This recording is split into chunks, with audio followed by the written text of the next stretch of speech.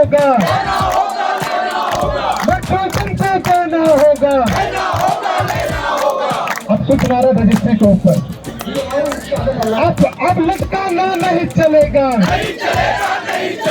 कोई बहाना नहीं चलेगा, रजिस्ट्री तुमको कराना होगा, घर तो तुमको देना होगा। बहुत हुई मन की बात, बहुत हुई मन की बात। चलिए मैं आप दीपांकर जी को माइक रखता हूँ। दीपांकर जी को फटाफट रखिए।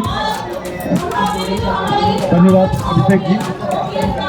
तो जो आज का जो सबसे बड़ा मुद्दा है हमारा वो है मेट्रो का और रजिस्ट्री का। तो मैं मेट्रो के मुद्दे पे कुछ बातों को रखना चाहूँगा। यहाँ पे कई लोग हैं जिन्होंने घर की बुकिंग आज से 10 साल 15 साल पहले ही करवाई थी, फिर घर यहाँ पर रहना शुरू किया। अब आपको यदि याद हो तो 2019 में जब केंद्र का चुनाव हो रहा था, केंद्र सरकार के लिए चुनाव हो रहे थे, उस समय एक फीडर लाइन चली थी मेट्रो के लिए, है ना। हर घर हर सोसाइटी के पास से चलती थी।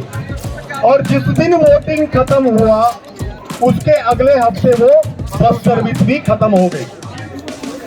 तो केवल और केवल वोट के लिए हम लोगों को, वो कहते हैं ना अपने लैंग्वेज में कि हमें ऑन ग्रांटेड ले लिया गया है कि ये लोग तो भाई देंगे ही देंगे वोट, आप कुछ भी करो वोट देंगे।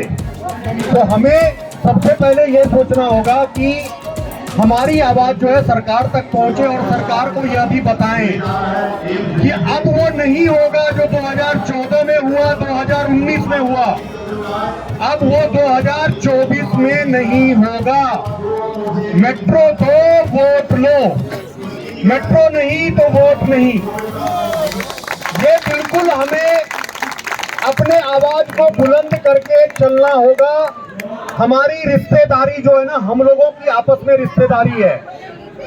ये MP MLA किसी के नहीं होते, देखा किसी का होते हुए भाई। 2019